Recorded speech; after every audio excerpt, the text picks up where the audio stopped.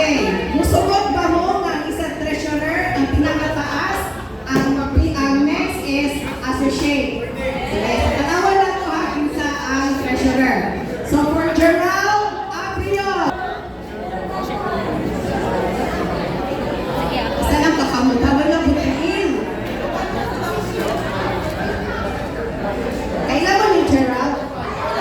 35. Daphne! Slide po din na.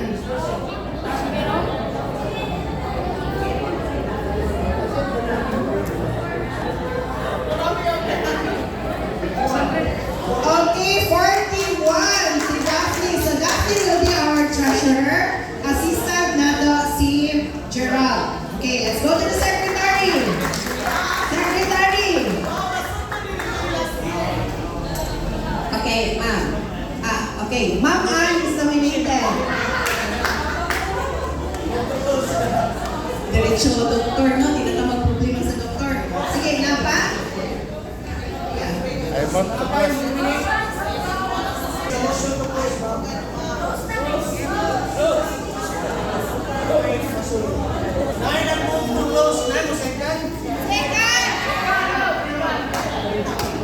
Okay, so landslide si Ma'am Ann. So naihangyo karon ang ato ang accounting. Pasabot lang punta no kay kung dili nato ni sila tagaan o favor basi wala tay sweldo. So isa lang daw ang atong baon sa treasurer. Kay duha man gud sa ilaha man jud yung under which is busy pud yun kaayo sa social. So isa lang atong pilion. So since si Daphne man ang first, so siya lang atong pilion, mangita lang tag assistant later. Later na lang. Ang social com na lang na mamili silang assistant. Okay.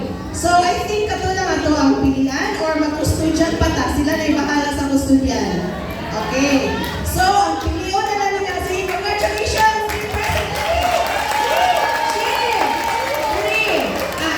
Kadali lang. Abinin yung naka-ikas na. Dali lang.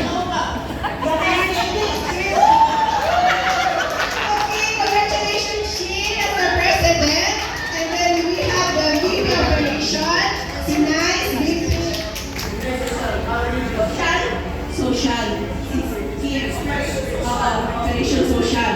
And then, the treasurer, Ma'am Daphne, treasurer, and then secretary, Ma'am Ann. Ma'am Ann. Hello, Ma'am Ann. Okay. Sige. Inuhan mo na natin yung Sheena. And then, okay, next year, so congratulations, next year, mag-shuffle na punta sa ito ang mga teams. And then, kada team, na sila representative sa social committee. So, inyo yun ang pilion, once na mapili na ninyo, diretso automatic na siya musulad sa social com. Muna siya na represented by each team is represented sa ato ang committee. So, aside from that, pili ni sila ang mga sports coordinator. So, katong nalingkod dito ganina mo na nagito yung chance na mabalik. No? So, depende na sa ilaha, sports coordinator and assistant. Kaya di na po ba yung basta-basta yun? Unit o social com. Kaya imagine, kada simana magtula twice a week. Di ba? Oh.